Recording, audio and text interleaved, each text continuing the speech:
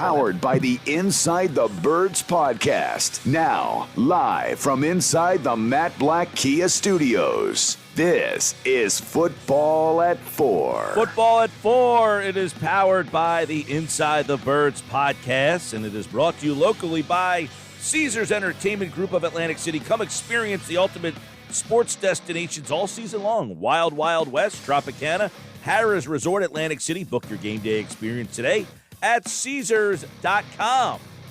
The Inside the Birds podcast with Geoff Mosher and Adam Kaplan. You can check that out on the Apple platforms, Google Podcasts, which is where I get it. Geoff Mosher is one of the hosts, and he joins me right now on today's edition of Football at 4. What's going on, Moshe?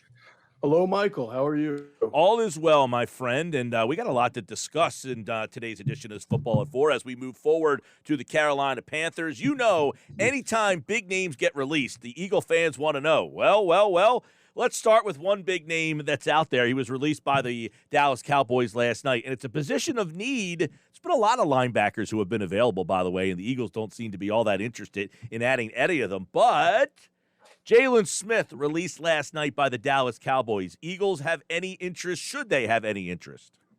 I haven't heard yet of them having interest. Should they? I mean, theoretically, you can look at this linebacker crew and say any caliber linebacker who has played at the NFL as much as Jalen has and has the experience would be an upgrade. And certainly that's a fair argument. But then it comes down to, why was he cut from Dallas? I think you have to look into that. Was it simply financial? Was it more than that? How has he been playing for the last year and a half? We know it's not that good, or else he wouldn't have been cut. What's it cost to get him? Because usually when a player of his ability becomes available, sort of like you saw with Steph Gilmore here, there might be more than one team in on it. And you have to weigh in all those factors of where you're going. Does he fit with what you're doing? So those are a whole lot of questions, and I don't have all the answers. I just know at the moment I have not heard of any interest from the Eagles in him. There were some other linebackers that were recently available. Jamie Collins got cut. Michael Kendricks was available. I mean, there's guys who are starting level linebackers who have been out there, and the Eagles don't seem all that interested or connected to them at all. Well, and you heard Jonathan Gannon talk yesterday. He seems very set in certain things that he wants to do and certain personnel that he wants to do those things in, and then he wants to be right now a predominantly nickel team with two coverage linebackers or two rangy linebackers. I don't know that was Jalen Smith's forte. When they want to stop the run, what they wind up doing is using TJ Edwards a little bit more. At times, they've even brought in Sean Bradley. So when you're looking at bringing in a guy like Jalen Smith, are you only bringing him in to play your base packages or rundowns? Is that something Jalen Smith wants? So that would all factor in as well. Now, by the way, as we're having this conversation, Clarence Hill, who covers the Cowboys, tweeted out, hearing the Giants and Eagles might be among the teams showing interest in Jalen Smith. So wow, that's a strange report when the word might gets thrown in there like that. Right, might be among the teams.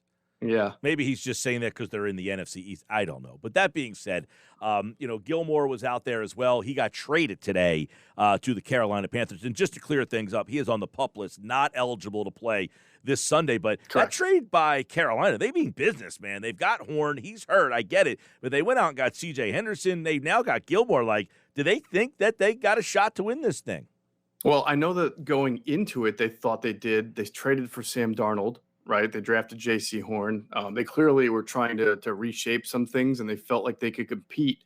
Obviously, getting off to a 3-1 start, I think, has only bolstered that opinion that they can compete, at least for a playoff spot. And they've got something good going on with Sam Darnold. Losing J.C. Horn really seemed to shake their defense up a little bit, as you saw. I don't know if it's that or the fact that they actually played a real team for the first time, but they lost to the Cowboys. And gave up a lot of points compared to their first 3 weeks when they were playing Houston and the Jets and whoever else they wound up playing. I think New Orleans. Yeah. So, I asked this, Moshe. I asked this with this in mind. Atlanta defensively played very well, put up 30-plus points. San Francisco defensively played pretty well, struggled offensively. Dallas just got Rochambeau'd against one of the better offenses in the league. Last week, you showed progress offensively. Defensively, you kind of took a step back. I feel like this might be more of, okay, let's try to find out who we are. We're not where Kansas City and Dallas are right now. We beat up on Atlanta. Maybe we're not that low down the totem pole. Are we somewhere in the middle? Where are we? Is this that week for them to kind of disseminate? Yeah, I think this is going to be a very telltale week. I agree with you. I think that the Kansas City game, I know everybody wants to win it, but to me, it's more of a little bit of a measuring stick. And what you find out in playing Dallas and Kansas City on back-to-back weeks is that your offense was able to kind of shake a bad loss off or a bad performance off and get better. Your defense was not able to do that. And you go down to Carolina, and you see Sam Darnold's been playing well, and they've got some really good weapons there. You know, DJ Moore is having a really nice year. Robbie Anderson's there as a deep threat. I guess we'll find out how Christian McCaffrey is progressing. I haven't really checked their injury report today or seen yet, but something tells me Christian McCaffrey was watching Eagles tape and all of a sudden his hamstring felt a lot better today. So, and if not, they can still run the ball with Chuba Hubbard pretty well, or Chuba Hubbard, I should say. I mean, they have not a great offensive line, and that's been kind of an issue for them, but it hasn't really deterred them from scoring points this year, even against Dallas. Yeah. They scored points. Obviously, there's been a lot of talk about Fletcher Cox and his lack of statistics. He has 5 tackles all season long in about 190 snaps this year. Now, Jonathan Gannon yesterday kind of downplayed it. Is it fair to start wondering whether or not they're using him right, or is it more a question of what does he have left in the tank? He's 30 years old, which, you know, you don't really just fall off the cliff at 30. You might start to decline a little bit, but if you're just looking at stats, you would think that he has been pretty ineffective. You would think that if you look at the stats, and even if you watch some of the film, you would wonder what's going on with Fletch. Is he loafing? Is he exhausted? What's the deal? I think I love to use this phrase in football, right?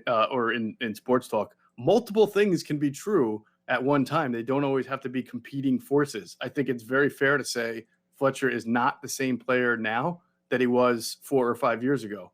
But I also don't think he's a lousy defensive tackle.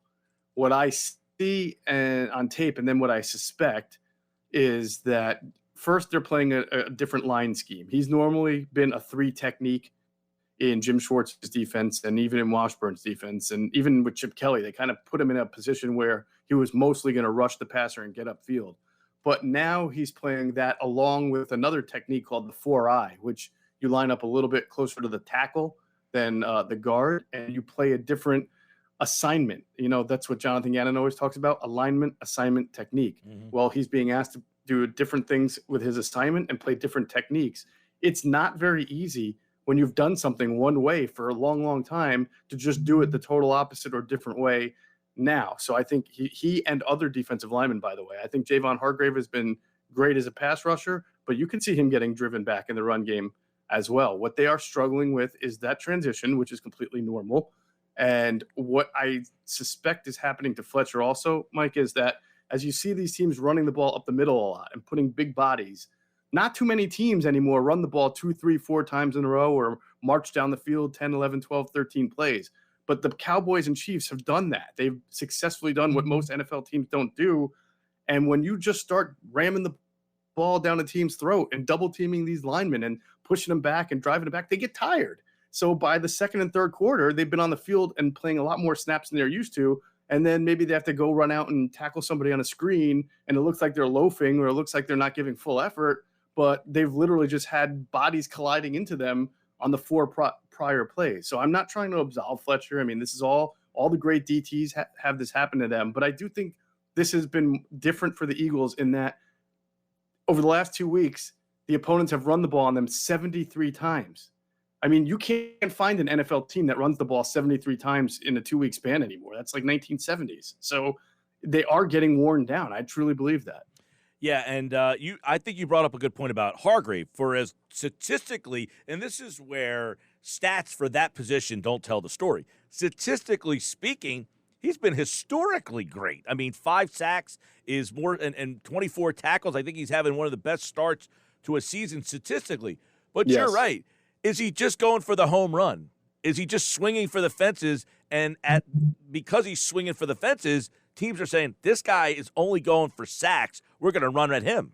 Yeah, I don't think that he's like not being a team player here. Again, it's all part of that adjustment to doing something new. And it's not just like, oh, I just do this and now you know how like Andre Dillard and other offensive linemen have said, well, if you put me from left to right or right to left, it's a completely different feel. It's a different technique. It's a different post leg that I have to work with. And it's not just something that happens overnight. You have to, it's muscle memory. You have to train your body to do things that you have not been doing. I always talk about the Giants when they won the Super Bowl the first time with Eli Manning. Steve Spagnuolo was their defensive coordinator, and he was in year one.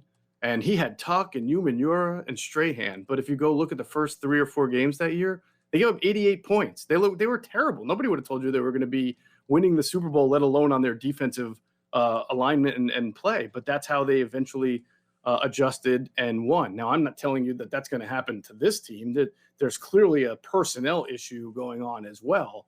But I do think that this is what you're seeing now is a byproduct of growing pains and a transition to one scheme to another. Geoff Mosher from the Inside the Birds podcast, which dropped this morning. You can hear more on the Run D breakdown. And also, let's dive into some notes from practice today before we dive into some of the other things that are going on. One, Jordan Mailata back at practice today, heavily braced knee. Now, it's interesting because I did read some tweets that he was getting some workouts at right tackle. We don't know what's going on with Lane Johnson. So is there a possibility that Mailata plays, but he doesn't get his left tackle spot back at least right away? I suppose anything is possible. The Eagles are being very discreet about what their plans are. And obviously, it doesn't seem right now very optimistic that Lane Johnson's going to be able to play on Sunday. So you're going to have a void at right tackle. And if Jordan Mailata is able to play, and you had to pick between one of those two, Jordan Mailata and Andre Dillard, to play right tackle, you would clearly pick Jordan Mailata. I mean, we've seen Andre Dillard at right tackle, and the results were not good. And plus, he's been practicing at left tackle now and playing for the last 2 games. So it wouldn't make great amount of sense to switch it up and all of a sudden move Andre Dillard to right tackle and then put Jordan back there at left tackle for good. So we'll have to see how things progress with this offensive line and with the injuries and the Lane Johnson situation and see what they do there. All right. I know this is way down the road, but this team is in thinking down the road mind. What if Dillard keeps playing well at left tackle? Do they look to keep him there and Mailata play right tackle? How many more big years are you getting out of Lane Johnson? Is he a guy that maybe they see the end of the road and decide, hey, Dillard's doing a good job. Let's keep him there, play Mailata at right tackle? I suppose anything can happen. I would say that Andre Dillard has played well at left tackle, but I don't think he's played yet at a level that Jordan Mailata has, and you clearly want your best player to play left tackle.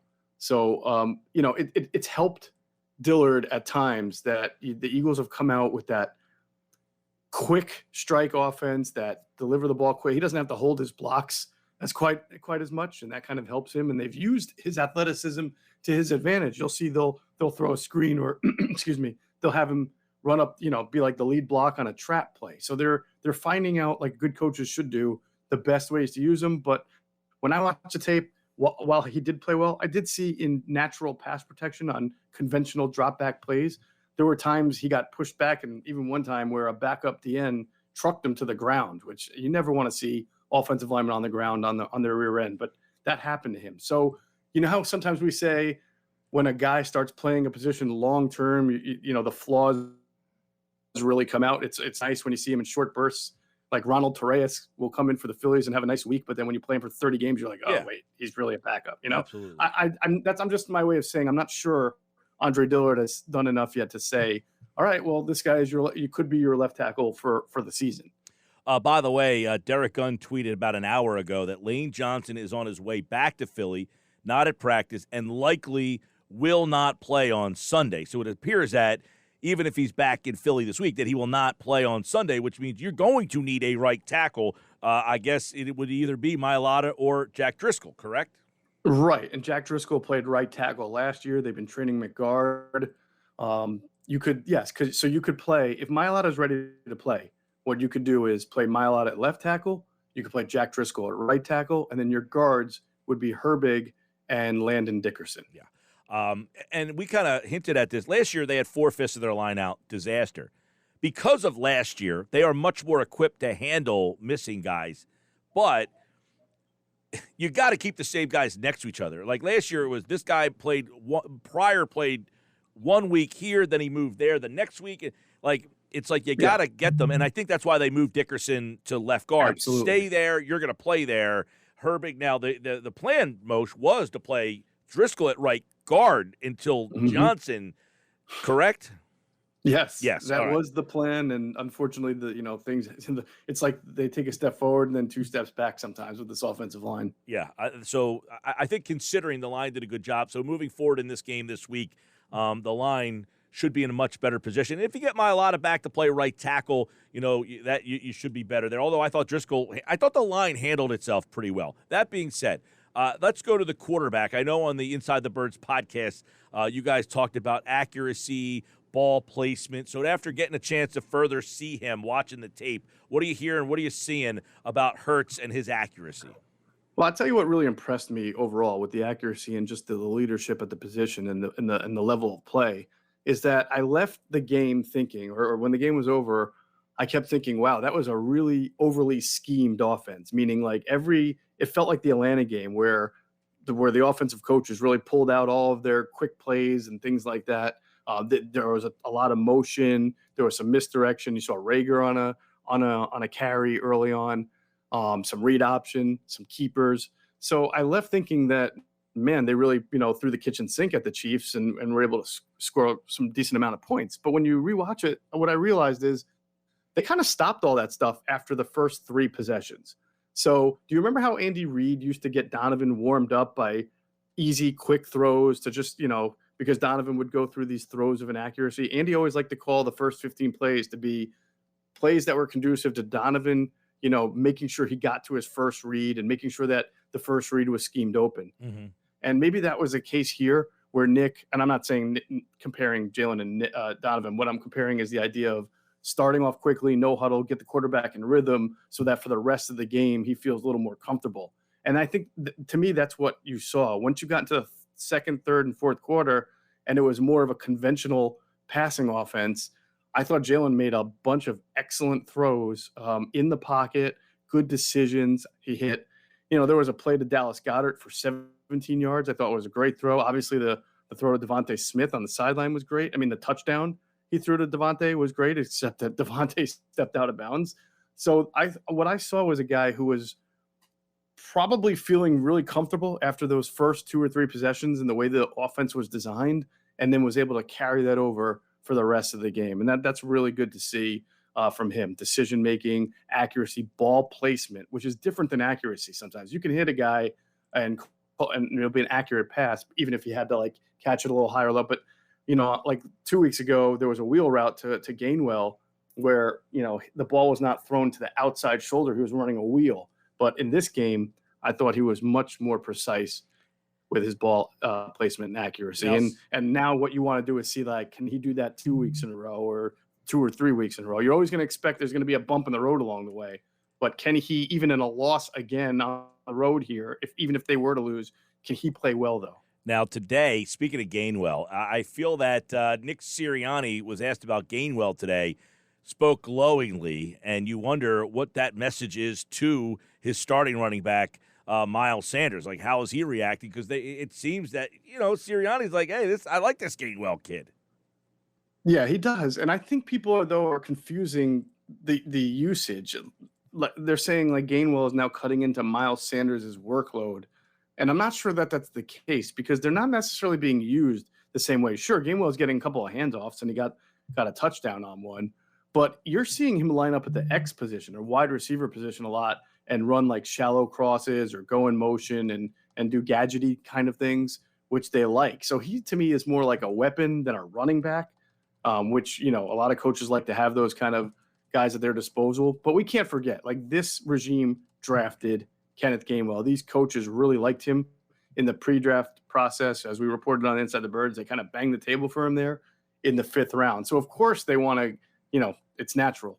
The guys who you handpick, you want to get them involved. And Gainwell has done a great job of handling that. But I don't know that that's because they're disappointed with Miles Sanders, but it seems to me right now they're just running a heavy RPO offense, and it's a very passing-oriented offense at the moment. Yeah, I know that you look at Gainwell and you're wondering, like, does he trust him more? He's in the 2-minute drills. He's in the red zone a lot. And, you wonder, I talked about this Monday, Moshe, and I don't know if I brought it up with you. Like, maybe they just don't see Sanders as their guy.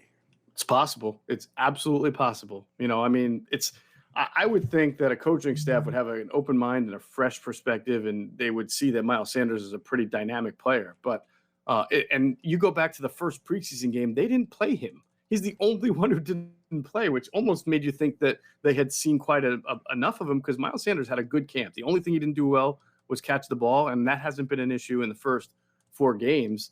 But maybe they see something in his running style that they're still want him to hit the hole better.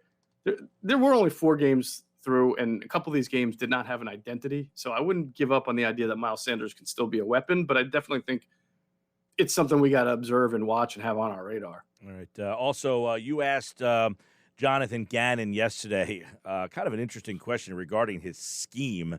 We don't really have a scheme, right? Yeah. I mean, almost an incomprehensible answer, right? I mean, like, what is that?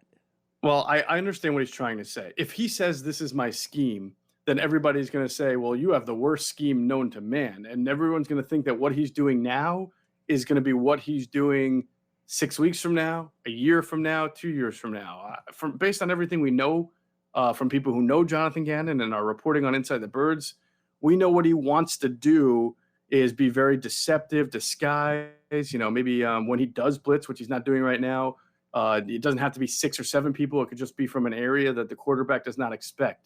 So I think he's avoiding entrapment of saying people thinking what you're seeing now is what you're going to see all the time, which is, I don't believe to be the case. What you're seeing now, though, is a philosophy, Mike. And the philosophy is he does want to play 2 safeties deep. And the philosophy is he understands that when you do that, you give up run yards, but they'll happily, and they're on the record for saying that him and Nick Sirianni have both said, we want to win the explosive plays margin, right? So in order to limit explosive plays and keep the defense or the offense in front of you, you play two deep safeties and you give up the run with the intention of being strong on 3rd down and strong in the red zone. It's just that they're not right now. And you and I both know personnel is a big reason why. When you're inviting teams to run and trying to stop it with a defensive line that's never really played the style of line you're playing, and then with linebackers who, weigh like as much as I do, then you're going to get run on. So that's the issue. And then, of course, the offseason discussion is this franchise, which is not drafted well at linebacker and safety and corner for about 20 years now, going to be able to give Jonathan Gannon his version of Harrison Smith or Darius Leonard or Xavier Rhodes or the guys that this guy has been used to in other places. Geoff Mosher and the Inside the Birds podcast. Go take a listen to it. Apple Podcasts, Google Podcasts, wherever you get your podcasts. Adam Kaplan is here on Friday. Andrew is back tomorrow, and Geoff will be back on Monday to recap the Eagles and the Panthers. And don't forget, you can win Eagles Buccaneers tickets, club box seats. Go to our website, 973ESPN.com for the details. Geoff, have a great rest of your week, man. All right, Mike, you too.